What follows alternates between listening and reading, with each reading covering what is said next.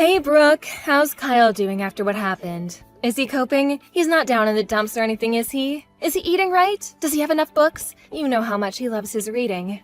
He's fine. Chill. It's been a week since the accident now. Of course he has a lot of free time on his hands in the hospital than he's used to. But I can assure you he's been using it wisely by grumbling and complaining to the max. I see. Well, in that case, I'm pleased. If he's still lively enough to be grumbling and complaining, there's nothing to worry about. I'll be coming to see him again in the next few days. Okay, I'll pass on the message. I think it really counts to have your mom by your bedside at times like this. He appreciates your visits a lot. Kyle appreciates me? Judging from the look on his face when I'm there, I get the feeling I'm annoying him simply by having the nerve to exist in his vicinity. Besides, he told me I'm a pain in his butt on more than one occasion. Oh, you don't believe that bluster, do you? He's just trying to look tough because he doesn't want to admit how soothed and comforted he feels by having his mommy by his bedside. He said he's always thinking of you. Well, it'd be great if that were true. You must have been pretty scared yourself, right, Brooke? This whole thing can't have been easy for you. I heard you were in the car when he crashed the car? That's right, I was in the passenger seat when it happened. Kyle's the last person I thought would ever crash the car. Even the safest drivers have accidents, and it's usually precisely because we don't think they'll happen that they do. It was his fault and no one else was involved, right? I can't say I'm pleased about my son being laid up in a hospital bed, but on the bright side, at least no one else got hurt. He only has himself to blame. We can't turn back the clock, but at least he can learn the valuable lessons that there are to be learned there. Right, I totally agree. He said he's gonna be taking a break from driving for a little while once he gets out of the hospital. How long did they say he'd be in for again? A month, right? Hopefully he has a long, hard think about his driving habits. Oh, believe me, he's already been doing some soul searching. I don't think he's under any illusions over who was to blame. Oh yeah, I forgot. I wanted to thank you again. We really appreciate you sending the money for Kyle's hospital stay. His insurance didn't cover it, so we would have been in a really bad situation without your help. Oh, don't be silly, I'm his mother. You can hardly afford to shell out that much yourself, could you? I know you said you've been struggling lately. It was nothing, really. But it was so sudden. I think Kyle feels guilty, and he wants you to know how grateful he is. Him crashing the car into a wall like that was pretty sudden as well. Besides, it's not like he did it on purpose. He has no reason to feel guilty. Sometimes life just throws curveballs at you, and what are mothers for if not dashing to the rescue and saving the day in a rush of heroic maternal glory? Fair point. Thanks for saying that. I couldn't agree more with everything you just said. To tell you the truth, it's actually kind of a pain in the ass how easily little things like this seem to play on his mind. Oh, it is? But Brooke, dear, surely it's only natural he'd be upset after what he did. He's always had a strong sense of responsibility, and he hates feeling like he's being a burden on others. I think it's perfectly normal. But you just said he has no reason to feel guilty? I'm saying I agree with you. I keep telling him he has nothing to feel bad about, but he seems hell-bent on beating himself up over it. I can't help but to think he overthinks things sometimes. He's so goddamn sensitive.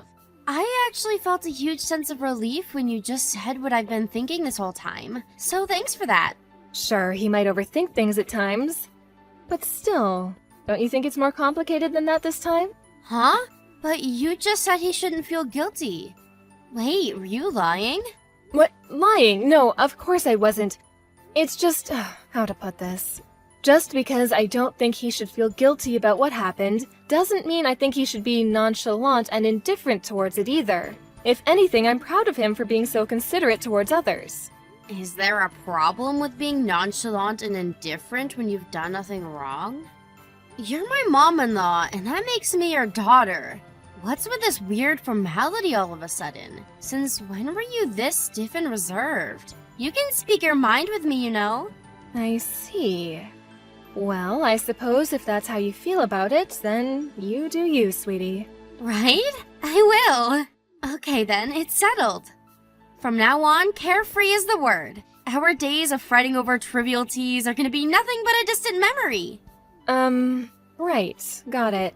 Alright, well, Brooke, I have some shopping to do now, so I'll speak with you later. Take care. Mom, please can you lend me some money? We're in the mother of all pinches here. You're the only person I can rely on. Oh, Brooke, please, would you stop doing this? You asked me the exact same thing last week. I made it very clear that I wouldn't be giving you anything. Why do you insist on doing this? I know I did, but Mom, we're really in a pinch here. Like really, really, really. Anyone would think I was a stranger, not your freaking daughter-in-law. Surely you should be more sympathetic towards our situation. Why you gotta be so heckin' frosty? Listen to me, Brooke. If you're genuinely in trouble and need help, of course I want to be there for you. Well, in that case, why won't you? You're contradicting yourself a little here, you know? How many times do I have to say it? We're genuinely in trouble. Our situation is desperate. When you say genuinely in trouble, do you remember the previous reasons you gave me for saying you needed me to lend you money? Yes, of course I do. We're struggling to stay afloat financially because vegetable prices have been going through the roof lately. Right. And the month before that, it was because the gasoline prices had gone up. What was it the month before? I forgot. Oh, yes, the electricity bill was soaring, right? I don't remember well either. But probably that. Everybody knows the cost of living has been going through the roof lately, and normal hardworking folks like us just can't get by as easily as we used to. Probably that. Ugh, I see. Anyways, let's forget about that for a moment. What I wanted to ask you is, why don't you understand how unreasonable it is to come begging me for money every time your living expenses go up? How is that unreasonable? You're right, I don't understand at all.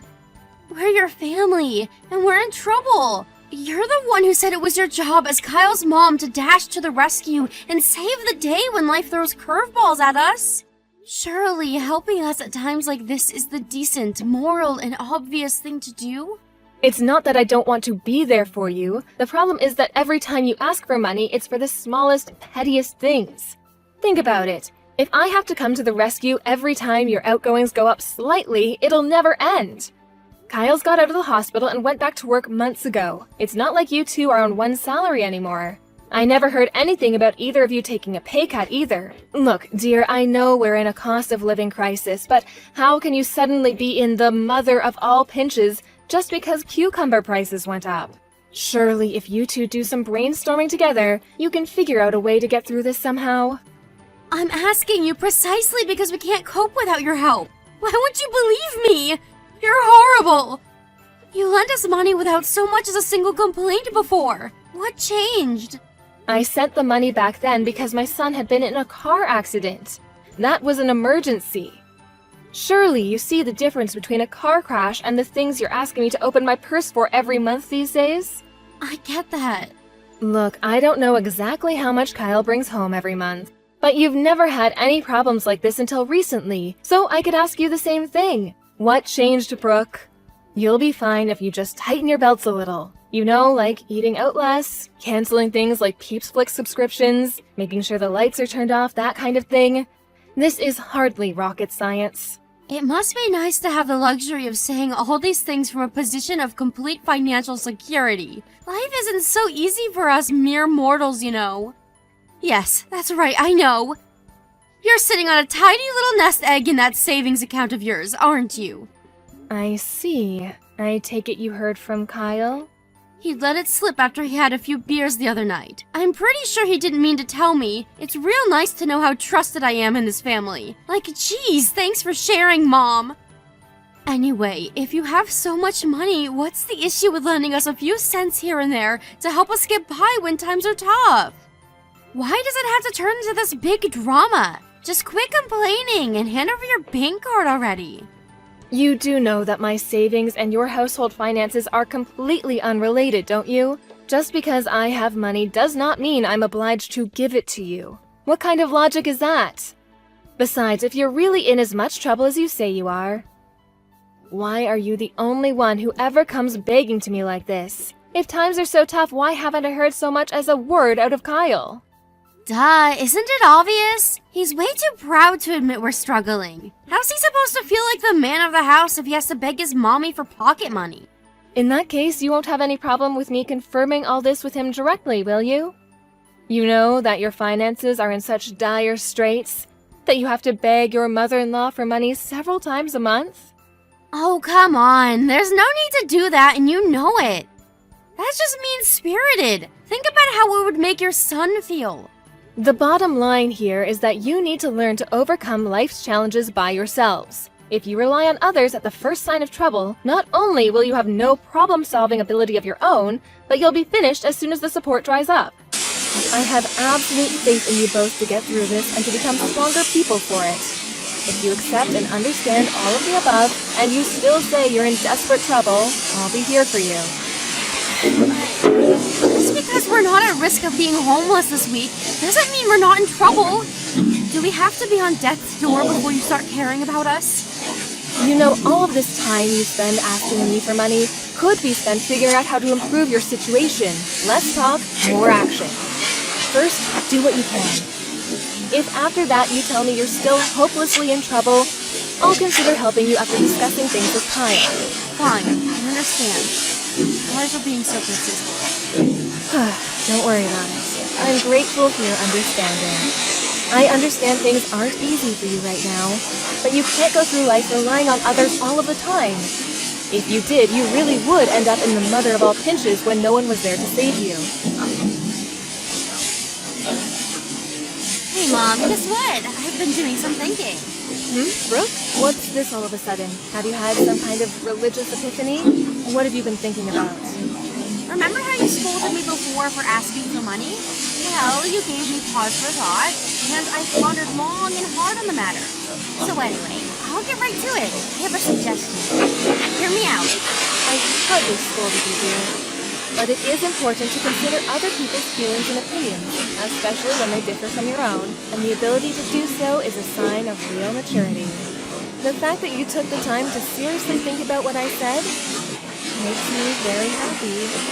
Cool, thanks for saying so. Okay, well, I'm ready for it. The suspense is killing me. What's your suggestion? So, you have a lot of savings, right?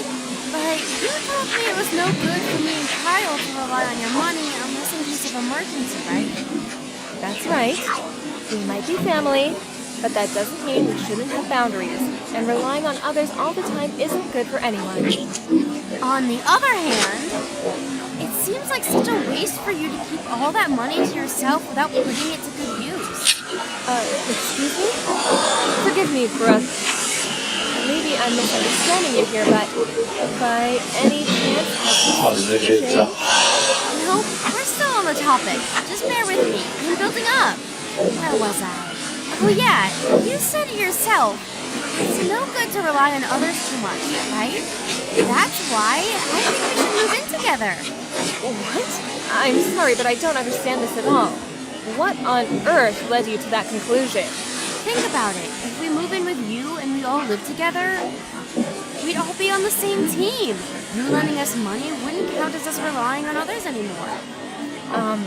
It wouldn't? That's right, it wouldn't. And actually, scratch lending. If we all lived under the same roof, there would be no our money or your money, because we'd all be contributing to the same pot. Your money would become everyone's money. I can't believe I didn't think of it sooner. Let's do it. Let's live together. Hold your horses, Brooke, please. Don't you see how absurd what you're suggesting here is? I don't understand your logic at all. No, I can't and I won't. It's not happening. Why not? Surely living with us would give you more peace of mind, too. Ah, that's it. You're worried about the housework, aren't you? No. Not wanting my son and daughter-in-law to move in with me has nothing to do with the housework. Do you have no inkling of how ridiculous what you're asking me to do is? Relax. You don't need to worry at all. I won't interfere with you doing the housework one bit. I'll never get in your way. In fact, I bet you won't even know I'm there half the time. I just told you that isn't the point. Hey, Wait a sec. Are you saying you want to move in with me but don't intend to do any housework? I am, but trust me, this makes sense. Think about it. Me and Kyle have only been married for a year, right? Which means I'm still learning the ropes as a housewife. There's still a lot of stuff I'm not sure about, and a lot of things that don't come naturally to me yet. You, on the other hand, are a veteran with decades of experience. Not only would it be rude of me to assume I could do even half as good a job as someone as skillful as you, but it'd also be way more efficient if you did it all for us. Oh, good grief. Alright, you listen to me, Brooke, and I'm aware of how rude this will sound, but I just don't care anymore. I'm so disgusted with you, I struggle for words. That's not important right now. What's important is that we move in with you ASAP and live together as one big happy family. So what do you say? We'll handle stuff like having our things sent over on our end. You moved house last month, right? I don't know your new address yet. Can you tell me it? This conversation is pointless. There's no getting through to you. I take it Kyle is aware of this little scheme of yours. I'll discuss the matter with him directly. What are you talking about? Kyle doesn't know anything about this. What? Are you being serious? You're talking about moving house and your husband doesn't know? That's right. To tell you the truth, the idea only just came to me and I got excited. I just had to pitch the idea to you straight away. But relax, it's fine. I'm certain Kyle's gonna be on board with it. He's smart after all. Wow, Brooke, wow. Were you always like this?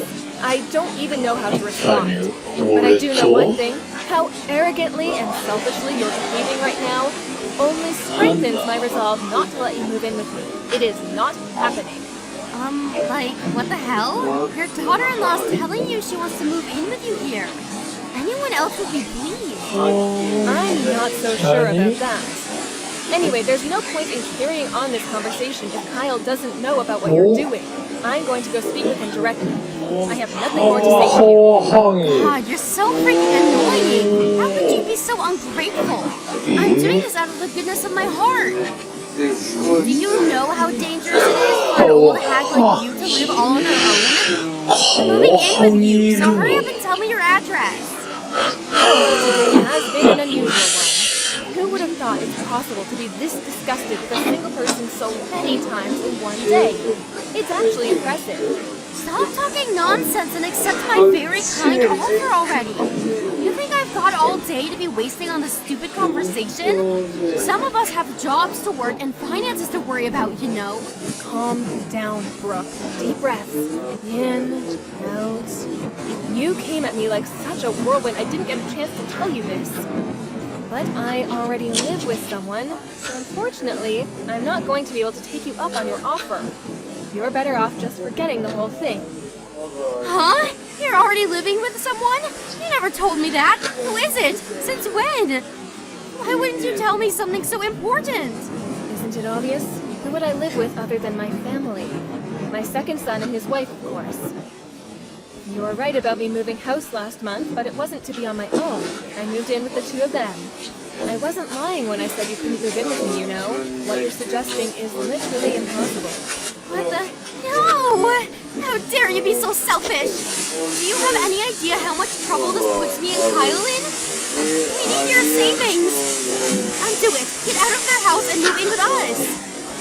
You can't be serious. I know you know that's not going to happen. I knew that was what you were after all along, by the way, but it's at least nice you can admit it.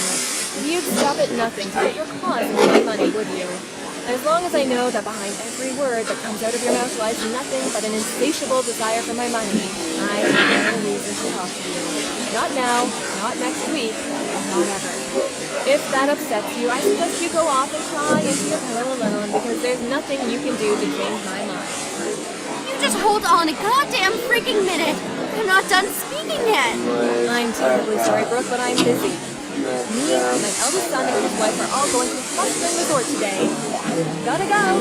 Bye. A hot spring resort? Now? Right now of all times? You cannot be serious! Ugh! Mom! Are you there? Mom! Mom!